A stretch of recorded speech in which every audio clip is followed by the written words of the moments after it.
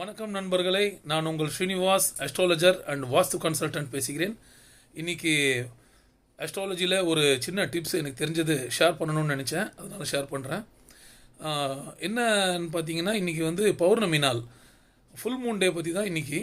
குழந்தைங்களோட படிப்பில் மெமரி பவரில் குழந்தைங்க முன்னேறணும் அப்படின்னு சொன்னால், யாருக்கெல்லாம் மெமரி பவர் வேணும்னு சொல்லி நினைக்கிறீங்களோ, நீங்கள் எல்லாம் ஃபுல் மூன் டே பௌர்ணமி நாளில் பௌர்ணமி வழிபாடு பண்ணால் கண்டிப்பாக படிப்படியாக முன்னேற்றம் கிடைக்கும். வழிபாடுன்னா ஒன்றும் பெருசாக இல்லைங்க.